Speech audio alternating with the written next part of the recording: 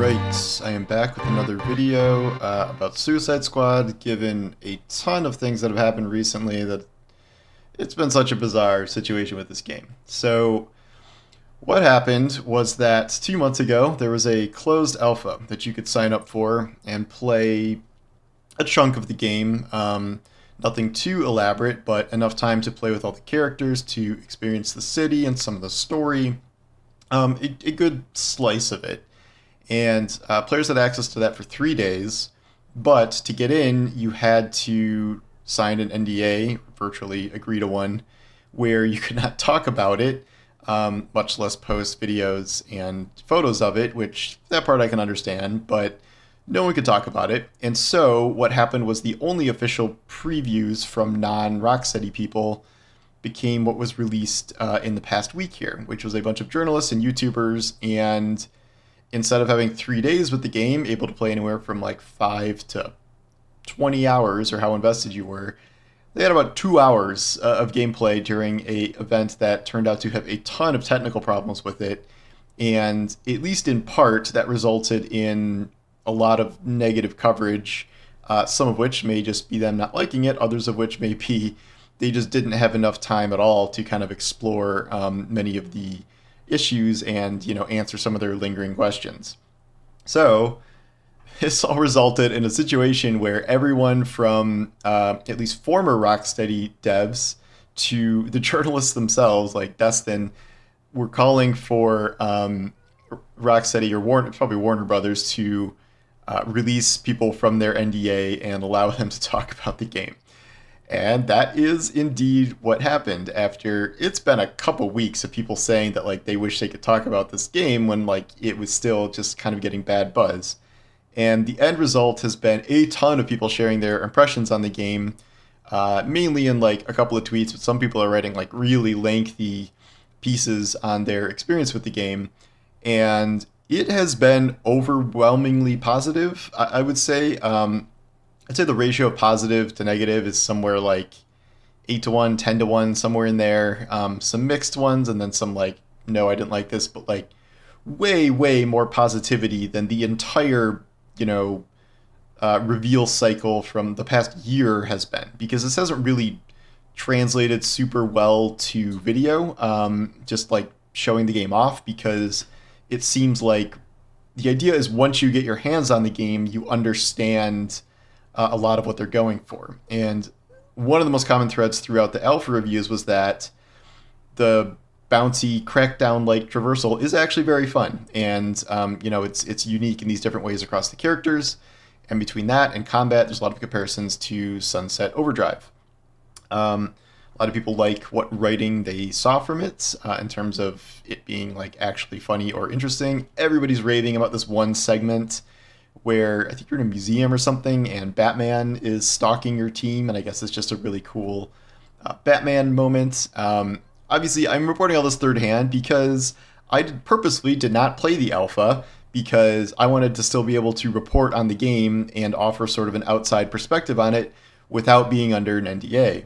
Well, here we are, because NDAs do not usually get lifted on things like this, but then again, early previews are not usually this negative. So it's this bizarre situation where Warner Brothers has had to unleash all these fans that are now saying like, no, actually the game is pretty good, and this is 2 weeks ahead of launch now. So like this has been just an utterly disastrous marketing campaign on a level I genuinely cannot remember. Like this was always going to be a hard sell, but the way they have orchestrated all this, from what they've shown off in previews, how they've kind of angled the game with it's live service, but it's not really live service, and like, don't call us a, games of service, and like, maybe call us a looter, maybe not, like, just pick a lane, like, goddamn. And then this idea of an NDA closed alpha 2 months ahead of launch and no public beta, like, after that. Like, usually you would see a closed alpha, before that, and then you would see if that went well, and apparently it did go pretty well, you would see a public alpha or a public beta after that. Did not happen. Maybe there were some technical issues around that, given that they couldn't really even formulate a cohesive technically sound preview for the journalists and YouTubers they flew out. But here we are. all of this is to say I'm sort of getting a sense of like how I think I'm going to feel about this game once the actual full live game launches. I don't know when I'll have to stop talking about this if I do end up getting a review copy. I genuinely don't know because I've covered a lot of things like up and down and all around, and they make all companies make lists of like who should get a game, who shouldn't, and I don't know. We'll see. But no hard feelings. If not, I'll just buy it at launch. But this seems like a game to me that I will probably personally end up liking just because my biggest concern was, is this combat going to suck? And if the answer to that is no, and traversal is fun, and combat is fun, and like the UI being crazy is not that big of a deal, that is like half the battle for me. And if that aspect can be good, and I'm not just utterly annoyed by the writing and story, that seems like something I will invest in. And hearing about at least the characters that are coming in post-launch plans, which I won't go into because there's a lot of data mining there. My old internet buddy who used to data mine all the Avengers stuff is now data mining all this stuff and getting hit with DMCAs left and right. But the characters that are coming do seem very cool, and that's something that it feels like I would circle back around for. The larger question is if those will succeed at launch in terms of selling a bunch of $70 copies, and then if it will actually work as a live service. And at the bare minimum, they are going to produce a year of content.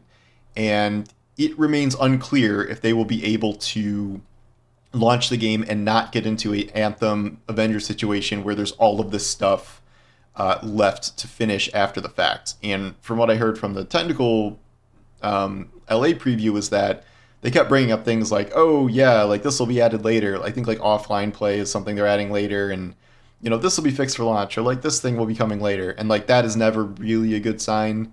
And I understand that games launch pretty hot, and this is an industry where you just launch with bugs and things. But one of the main problems with these live service attempts has been so much time spent on fixing, the core game that your entire plan of, okay, we're going to have a new hero out in missions in 3 months, kind of goes out the window. And I saw that happen specifically with Avengers, where it seemed like they were going to have this pretty regular cadence of heroes and missions. And then it just became this sprawling kind of mess of like, yeah, they did get characters out sometimes, and sometimes you had to wait 9 months, and sometimes there was a tiny mission, and sometimes there was a big expansion or a new, whatever the equivalent of a strike was for that game, and it was just all over the place. So I am wondering if they can hit that kind of regular schedule that you can rely on for repeated content, and B, deliver a game that is not just like pretty good, but good enough to keep a sizable amount of players engaged for the longer term and realize these kind of live service ambitions when so many other games have failed in this space.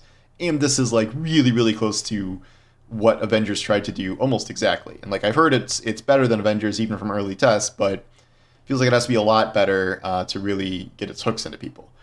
I am not expecting this to review especially well. Maybe among YouTubers, but definitely not among traditional press. I would say like not just based on the previews, but like at this point I sort of know how live service games like this are probably going to be received, and given the fact that you have to judge them past their initial content launch, that creates a weird situation where the beginning might not be great, but over time stuff's added to it, and now it's worth playing. But the Metascore you gave it in the first place sticks, and you can't change that. But you're working for a game website where you have to publish a review, at embargo, because that's sort of how it works, or at most you wait like a week. And we've seen this across many games. Sometimes it gets worse. Like Avengers, the campaign was the best part of the game. It was actually a really good campaign. But over time, the live service stuff was not up to par. I'm going to kind of predict, this is without playing at all, like high 70s, low 80s at best for this game.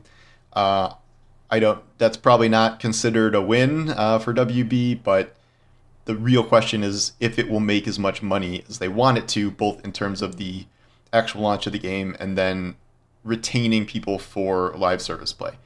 And that is an open question.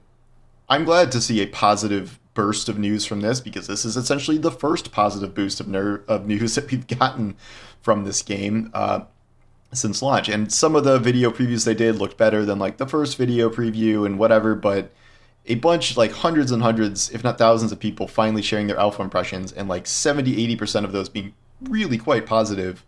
That at least says to me that there's something here. It's just a matter of how much of something. So I'm curious to see where all this goes. And there's going to be I think there's a developer Q&A today, and then there's another video about live service stuff, and then it launches in 2 weeks.